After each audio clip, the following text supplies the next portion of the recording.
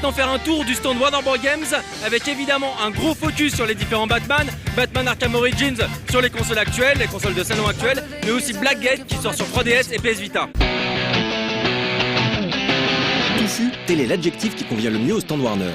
Pas mal de titres 18+, sur lesquels nous reviendrons dans le prochain classé 18+, comme Mad Max et Dying Light, ainsi qu'un bon paquet de jeux grand public, avec les multiples itérations du label Lego, sans oublier des jeux gamers et du jeu en ligne.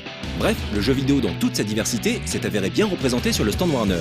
Injustice, le très bon jeu de baston sous licence DC Comics, était toujours jouable sur le stand, le titre accueillant de nouveaux personnages sous la forme de DLC réguliers. Toujours dans l'univers DC Comics, on pouvait également jouer à Infinite Crisis sur le stand Warner. Développé par Turbine, ce titre prend la forme d'un MOBA PC free-to-play où l'on pourra incarner super-héros et super-vilains avec des personnages issus du multivers DC.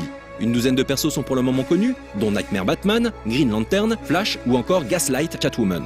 Pour tous ceux qui ne seraient pas familiers avec le concept de multivers, il s'agit de dimensions parallèles, souvent connectées, où les super-héros existent sous des formes alternatives. On a ainsi un Batman steampunk, une Wonder Woman mecha ou encore un Green Lantern atomique. Plusieurs de ces univers alternatifs seront présents dans le jeu, l'objectif pour les joueurs étant de sauver le leur.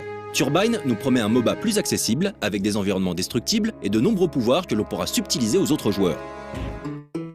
Warner exploite sa licence DC Comics à toutes les sauces avec une nouvelle version de Scribble Notes où Maxwell pourra interagir avec Batman, Superman et le reste de la Justice League dans une aventure inédite qui l'amènera à traverser Gotham City, Atlantis ou encore Metropolis. Scribble Notes Unmasked sera jouable à 4 via le mode Sidekick et permettra de redécouvrir de nombreux super-héros d'ici dans le style graphique particulier de la licence Fifth Cell. Il utilisera un système générant des puzzles et des situations aléatoires afin que chaque partie soit unique. Maxwell sera ainsi amené à participer à des clashs aléatoires entre super-héros et super-vilains. Les versions Wii U et PC disposeront également d'un éditeur permettant de créer son propre super-héros à l'aide des objets du jeu.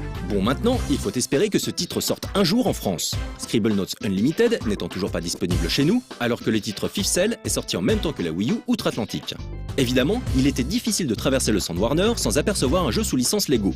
Lego Legends of Chima Online sur PC, ainsi que Lego Chima Laval's Journey sur console portable, tous deux prévus pour cet été, mais aussi le jeu social Lego Friends. Visant les jeunes filles avec des mécaniques de jeu rappelant à la fois les Sims, Animal Crossing et la Maison du Style, ce titre est prévu sur DS et 3DS pour la fin d'année. Outre Lego Batman 2 DC Super Heroes, on pouvait également jouer sur le stand à Lego Marvel Super Heroes. Annoncé pour la fin d'année, ce titre multiplateforme sortira aussi sur PS4 et Xbox One. Toujours développé par TT Games, dont les équipes doivent rêver en Lego toutes les nuits, Marvel Super Heroes n'est pas une adaptation des Avengers, même si Loki en sera le super vilain. Basé sur une histoire originale, il permettra d'incarner Iron Man, Hulk, le Captain America, Wolverine et même Spider-Man. En fait, comme dans la plupart des jeux Lego centrés sur la collectionnite, une centaine de personnages pourront être incarnés, chacun disposant bien évidemment de pouvoirs uniques. Les lieux traversés ne seront pas en reste avec le manoir des X-Men, Asgard, la tour Stark, Astéroïde M et ainsi de suite. Le mix super-héros et Lego sera aussi l'occasion d'utiliser des super attaques susceptibles de détruire les environnements.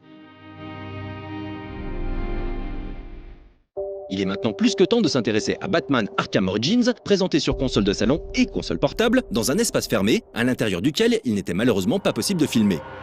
Du coup, on a attrapé l'un des développeurs du jeu afin de l'extraire de cet endroit clos, au sein duquel on a pu essayer Arkham Origins et Arkham Origins Blackgate sur PS Vita. Développé par Armature Studio, fondé par d'anciens membres de Retro Studio, ce Metroidvania Light promet beaucoup, mais nous en reparlerons plus tard, faute d'images pour illustrer l'interview réalisée sur cette 3. Nous allons donc nous focaliser sur le jeu Open World qui sortira sur console de salon et sur PC.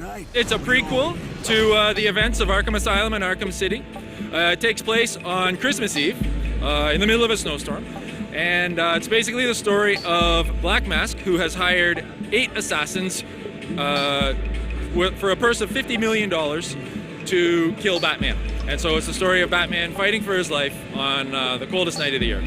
Et en effet, la version démo testée se distinguait nettement de Arkham City avec une ville recouverte de neige. Mais le cadre du jeu n'est pas le seul à changer, Batman lui aussi a évolué, ou plutôt dévolué, même s'il disposait déjà des gadgets exploités dans le précédent jeu. So the new Batman, who's actually the old Batman because it's a prequel, yeah, it's a story of his formative years. So it's he's not the orphan Bruce Wayne, but he starts as more of a vigilante who's growing into the role of the Dark Knight, who's becoming the character that we all know and love. And so yeah, he's a little rough around the edges. He's a little brasher. Pour rappel, ce jeu n'est pas développé par Rocksteady Games, mais par les studios de Warner Bros. Games Montréal, à qui l'on doit le portage Wii U de Arkham City. The core technology and mechanics are the same.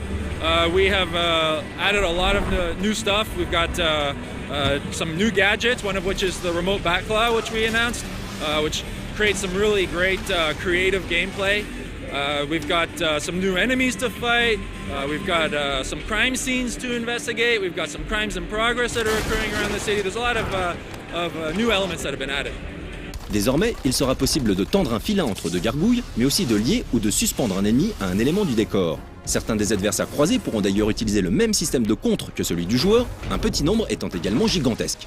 Quant aux enquêtes, elles exploitent une espèce de mode rewind qui permet d'analyser une scène de crime à travers le temps pour déterminer par exemple les circonstances du crash d'un hélicoptère en remontant jusqu'à l'immeuble d'où a été tirée la balle ayant abattu le pilote.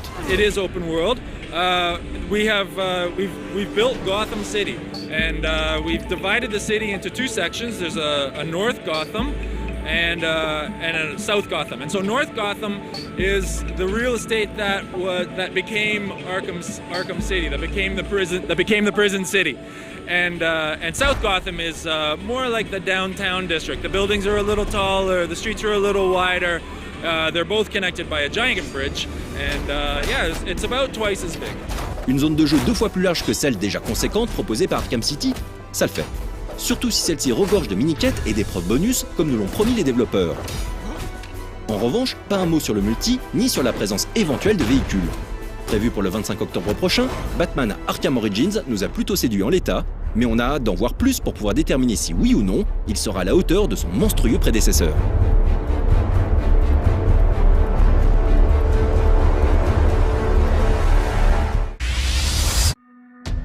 Hier soir, Microsoft a fait marche arrière sur toute la ligne pour annoncer qu'ils avaient décidé de prendre en compte le retour des joueurs déçus par les restrictions de la Xbox One.